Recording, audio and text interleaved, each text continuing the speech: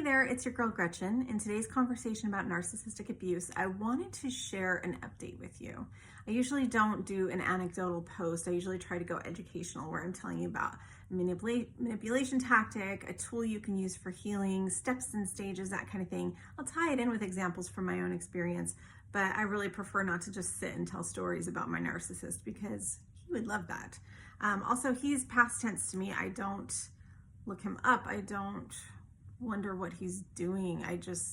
The man I fell in love with and married doesn't exist. So that's the past, not just for me, but in general. Like he never existed, but he doesn't exist now. But I saw this quote like last night. It says, sometimes people pretend you're a bad person so they don't feel guilty about the things they did to you. And it reminds me of my divorce and part of what I'm dealing with now. So I just wanted to share. So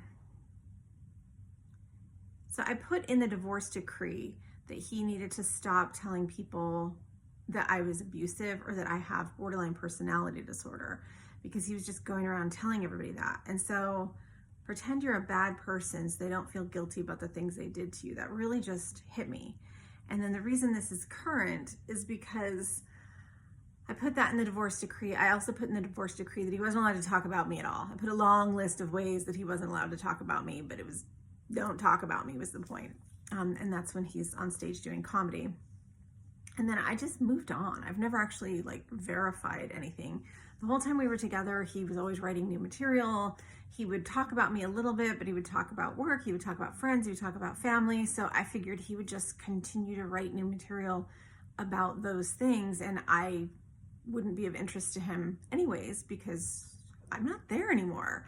And at this stage, we've been separated longer than we've been together.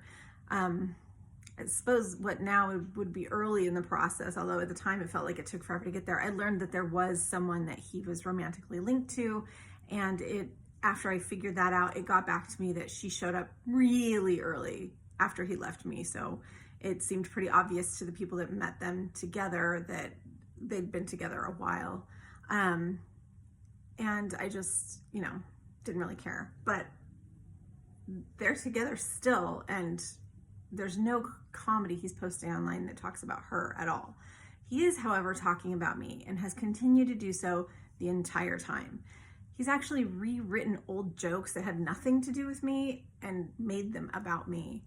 And so, for example, he had a joke that he was telling before I even met him about the vasectomy he got during his first marriage. And it was kind of a cute setup. He said that they were at the stage of their lives.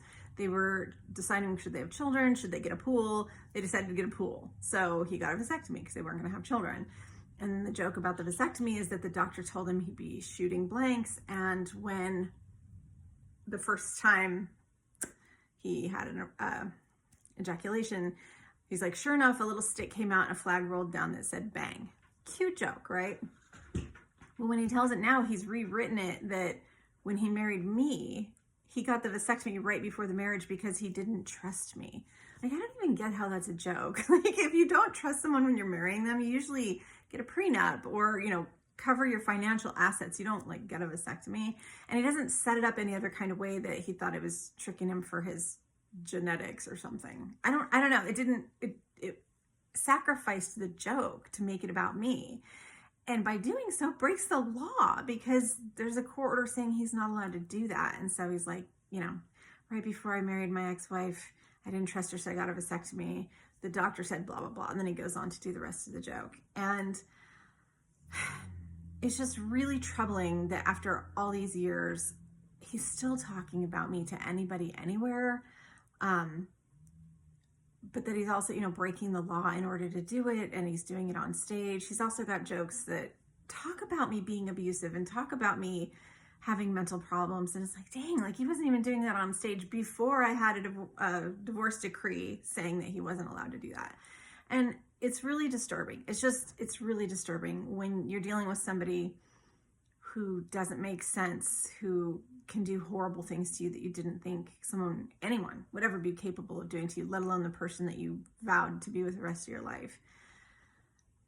And then they continue for years to talk about you, make stuff up, and then just posting it online for everybody to see, just no respect for the divorce decree itself, no feelings that he needs to hide that he's breaking the law that way. It's just, ugh. So I sent a cease and desist. I sent it certified so that I could see when it got delivered. It got lost in the mail. Like, everything tied to him is chaos. So even that ended up being complicated, but it was delivered like a month ago, and those videos are still up there. And it just is so annoying because I don't want to have to look at him anymore. I don't want to have to follow up on anything. I don't want to have to figure out where all he's posted this stuff, but he's clearly still making no effort to comply. So I might have to do a protection order or contempt of court. I just don't want to do either. And honestly, if someone hadn't told me about how drastically his appearance had changed, I wouldn't have gone looking for anything anyways. But he came up kind of just out of nowhere one day in a conversation, and someone was mentioning that, like, he just looks very, very different than he did 6 years ago. Sure enough, he really does. I had turned down the volume on the video because I didn't want to hear his voice. But then when I saw the caption, I was like, crap, like, he's talking about me, you know? So then I had to turn it up and watch the video, and I was like, oh my God. So anyways, that's just kind of like a current standing of things. And I just wanted to kind of put that out there. I know everybody's narcissist is a little bit different, and some of them can rear their heads the whole time, and some of them may go away forever. But if you think, not that I have to tell you this, if you've been through it, you know, if you think things are calm, it doesn't mean that they are. So just hang strong and protect yourself, you know, find that balance of standing up for yourself and protecting yourself, and best of luck.